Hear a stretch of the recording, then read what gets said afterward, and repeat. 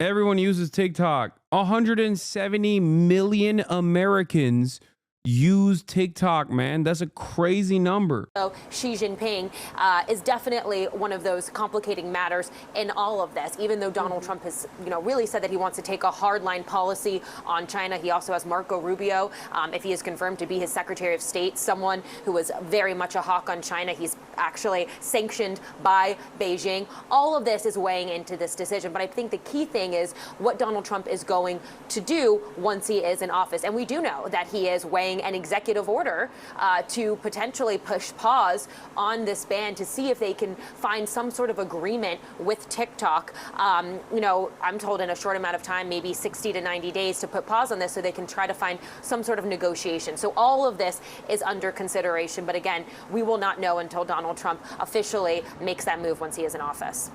Here's the latest on the TikTok ban. It's official. The app TikTok is set to be banned. To the U.S. government, I'm never forgiving you for this. That's awesome. TikTok and its US users campaigned hard to block the law banning it in America. Yeah, and then they found out once again that the American government does not give a single solitary shit about their opinions. If there's anything that could maybe radicalize you in this moment, I hope that this is it. But they just don't care. If the abortion ban didn't do it for you somehow, I hope this does. Holy moly. But they failed. Baby dog, that's just my baby dog. TikTok previously said it would go dark in America on Sunday, taking with it all those dance trends, memes, and marketing opportunities. Baby, work it. This is not a real cat, okay? But it looks like one. Leaving creators like 23-year-old Queen Tay without the app responsible for 90% of her income. Its algorithm is like no other. As somebody who has been posting on every major platform for years. Abortion ban wasn't bipartisan Congress in 9-0 Supreme Court ruling.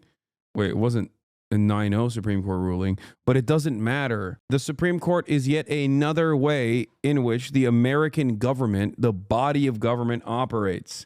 It doesn't just have to be the legislative body, okay? The point is, when you think about like the American institutions across the board, when you think about the Supreme Court, when you think about the House of Representatives. No, TikTok was unanimous. TikTok was unanimous, not the abortion ban. But my point is, the Supreme Court and also the legislative body do not operate at the behest of the public. They never have and they never will. That's my point. Hello? Virtually every branch of the government works against your best interests. This is all I'm stating. And for the TikTok ban, it was both the Supreme Court and the legislative body that pushed for it, virtually through unanimous consent. Supreme Court 9-0, TikTok ban came with like majority numbers as well. Do you think that that was reflective of the broader popular sentiment from the American public? Of course not. But it doesn't matter. It doesn't matter. It never has mattered. So even if the abortion ban came through from the Supreme Court, it doesn't change that dynamic at all, because I'm thinking about it from the perspective of the average American citizen. Who the looks at that and goes, well, technically this was just the Supreme Court. Like, it doesn't matter. It still harms Americans in the same exact way. It may be reflective of how Supreme Court feels about the value. Okay, but like Congress was overwhelmingly in support of banning it. That's how it even got to the Supreme Court to begin with. Now, one must ask the question why we never have this level of competence, this level of cohesion, this level of bipartisan support when it comes to tackling for-profit healthcare, when it comes to tackling gun violence. How come? Do you think that, after the past 15 months, chatters, wake up, especially after the past 15 months, where overwhelming majorities of the American public wanted a ceasefire implemented in Israel, many of which understood that the only way to get that was by denying weapons transfers to push Benjamin Netanyahu. In spite of the unlimited faucet of misinformation coming from mainstream media, people still recognized that and wanted it. Did it happen? No, not even a little bit. Clearly, no one cares. There's only bipartisanship within our political class when it comes to doing harm. There's never bipartisanship that they can find when it comes to actually helping Americans. Look at the Lake and Riley Act. I'm going to be talking about that in a little bit. It has a filibuster-proof majority because of senators that signed off on it. The Lake and Riley Act, which I've covered in the past, which will allow law enforcement to permanently detain and deport people under suspicion of doing crimes. So anytime someone looks Mexican and you suspect them of doing a crime, any crime whatsoever, including petty theft, you can just permanently detain them now. And if they end up being undocumented, it's over. Permanent detention. Doesn't matter if they actually did commit that crime, by the way. That's federal law. What is this? Thank God. TikTok influencers get a freaking job. Queen Tay get a freaking job. Lamau and provide zero freaking value to society. Get a real freaking job. Maybe save people from their low IQ attention span. Don't care. It's more damaging than helpful. Sell products that actually matter instead of Temu shit. Now Hasan provides value. TikTok influencers don't. No, depending on who's looking at this, many people think I provide even less value than TikTok content creators. I think it's silly to be like, oh, I personally don't think TikTok provides value. It doesn't matter. The alternative is what? Becoming an Instagram influencer? You're on Twitch, chatter. Come on, wake up. And majority of creators could agree with that. That just sense of, like, I say this as someone who's not even popping on TikTok. Like, I don't have that much of a TikTok presence at all. The HasanAbi Clips Industrial Complex in the last couple of months have made some decent initiatives, decent efforts, but my motion on TikTok is pretty hit or miss. Having said that, you know, I still think it's absolutely ridiculous to just undermine an entire platform like this that millions of Americans use that actually does, in some instances, provide something positive. I think it's crazy. Opportunity, that being lost will be devastating.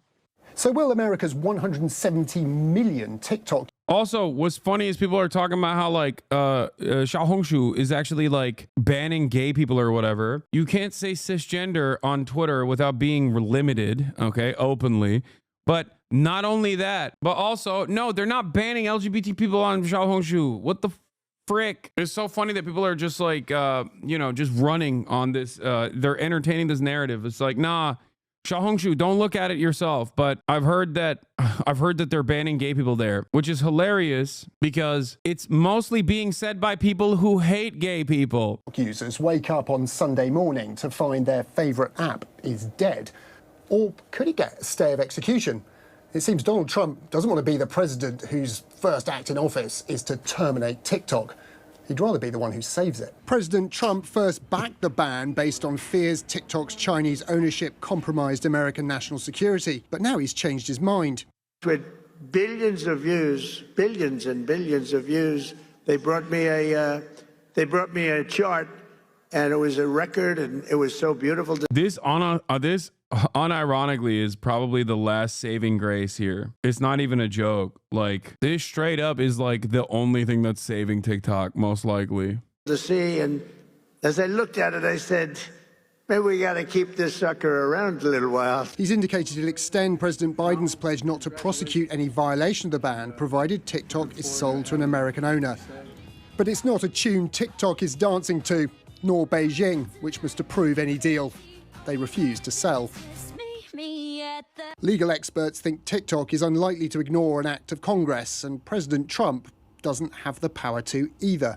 Trump is inclined to do anything he manages to have the logistical and practical power to do.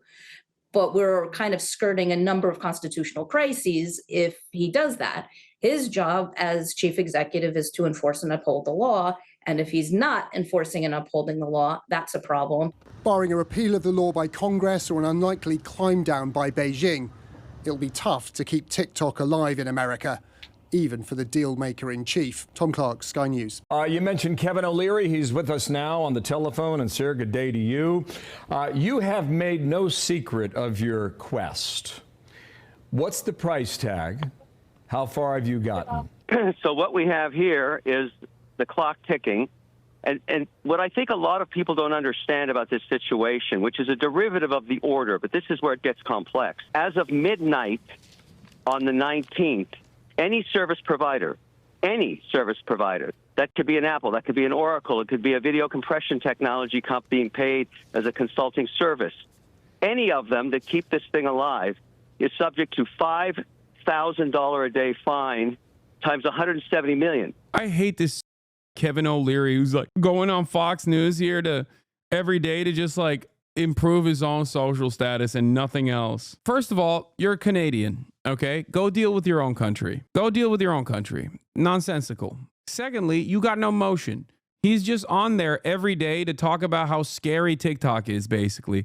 That's it. And how they must ban it. And the only reason why he's saying that is because he wants his buddies to purchase it potentially. That's over $1 billion a day. Now, if you're the counsel for any of these companies right now in the last 15 minutes, you're advising your executive and the board that the risk inherent here is the first $1.7 billion of fines is going to be implemented, maybe or maybe not, until the executive order, which is untested. Yeah, Kevin O'Leary killed a woman in a boating accident and blamed his wife for it. We don't know if an executive order can override a law from Congress. There's a case in 1937 that was used successfully, but you don't know. So as of right now, unless the company enters into a agreement to be purchased by an American syndicate and Biden, who's the executive right now, waived for 90 days, this thing goes dark at midnight because who... God, I hate reactionary Canadians even more because like they always come to America and just behave in this ridiculous manner. They always, oh God, it's like go mess up your own country, man. Who's going to take on $1.7 billion risk at midnight? Who's going to do that? What counsel would advise? This is the most interesting, complicated, crazy situation I've ever been involved in. I'm really excited about it. So it's been said that the CCP out of Beijing. Like, this is just false. Look at this. 85,000 likes. Chinese app Red Notice. Removing LGBTQ content and suspending accounts. Hilarious to say this. Not only is it false, but hilarious to say this on Twitter of all places, where there are numerous anti-queer terrorists that are some of the most prominent accounts on the platform and routinely get elevated by the owner of the platform. This is happening in the same week where Facebook's very own Dick Zuckerberg came out and was like, oh yeah, dude, if you want to say like, you know, trans people are mentally ill, then you're totally allowed to do it on Meta. It's just like, what are we doing here? What are we doing? What is this take? What is this statement like? Oh man, the Chinese are anti-gay. Also, I'm anti-gay too, but when the Chinese do it, I hate it. Oh my God. Oh my God. Oh my God. That very same account. Remember when PC Gamer used to be about video games? OnlyFans model. BioWare accused of deliberately making Mass Effect Andromeda female characters ugly. Just stumbled upon this old article. We've been having this ugly character gaming culture for almost 10 years now, apparently. Wow. Guess what subreddit is believing it? Of course. The funniest part is they literally didn't see that coming. It's just like all of these people who are anti-gay being like, well, when China does it, it's bad. When they're not even doing it. No one cares. Chinese apps do definitely have a lot of a hair trigger on bans for sure. I mean, TikTok included. But it's funny to be like, yeah, they're unconditionally banning all of the gay accounts when they're not doing that while you simultaneously are openly anti-gay. I said something so funny about just lying about this while also being anti-queer on the application that promotes some of the largest anti-LGBT terrorists. Theoretically, if Twitter was owned by a China-based company, would you still want it to be available in the US even though it's turned into a right-wing leaning platform? That's actually a good question. That's a great question. I unconditionally don't want right-leaning platforms. That's part of the reason why I don't have an issue with TikTok, even though it has a healthy diet of misinformation and right-wing nonsense on it as well. It still also heavily not favors, but it still has some semblance of parity with left-wing ideology being broadly represented on it. My issues with all of these platforms stem from the unlimited amount of misinformation that exists in them and the American government not doing anything about it. And I don't even know what the best possible way to move to combat this misinformation is in general. Twitter already is partially owned by Saudi Arabia. Saudi Arabia's wealth fund is the second largest investor in Twitter after Elon Musk. But yeah, Red Note is like, as far as I understand, is like super gay. So that's why it's funny that they're like, oh, they're very anti-LGBT over there. It's just not the case. Why do these people say things and don't back it up with any proof? Because he got 85,000 likes on it, man. Who is going to offer a context note to it? Who's going to offer a context note to it? All the people that write those like content warnings and context notes are all Redditors, and all Redditors hate China. So they love spreading fake shit like this. Hey, I'm a Redditor for like 16 years and don't hate China. Okay, you're one of the few. Also, why would you ever admit that you've been a Redditor for 16 years? You couldn't get that information out of me in a CIA black site. Let's continue. Could control the algorithm, which would do a lot of negative things here in the U.S. and influence a lot of people in ways that, frankly, we don't want to happen. This past week, some others have argued that the CCP could get access to your passwords. Is that true? Nobody knows.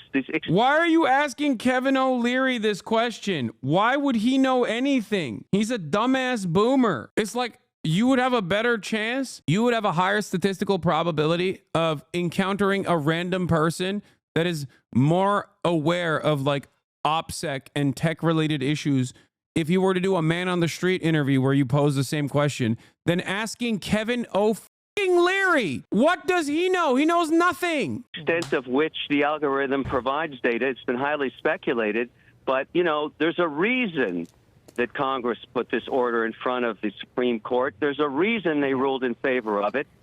It's not worth taking the risk. And so the obvious solution is to sell it to an American syndicate as per the order, and then decide whether you're going to rewrite the algorithm completely or fork the code, as it's called in the software industry, which I don't think many of the subcommittees are going to allow. Okay, We just don't know. Okay, so I hear all your hesitation. One last question. Thanks for jumping on the phone. Kevin, what is the price tag to get the deal done? Right now, $20 billion's on the table. Cash, $20 billion. Will that do it? Well, I don't know. We're 10 minutes old. I like to say. Breaking up on the phone there. Okay. We heard the important thing. That was $20 billion. Kevin, thank you. Charge your phone. We'll bring you back. I'm Steve Ducey. I'm Brian Kilmeade. And I'm Ainsley Earhart. And click here to subscribe to the Fox News YouTube page to catch our hottest interviews and most compelling analysis.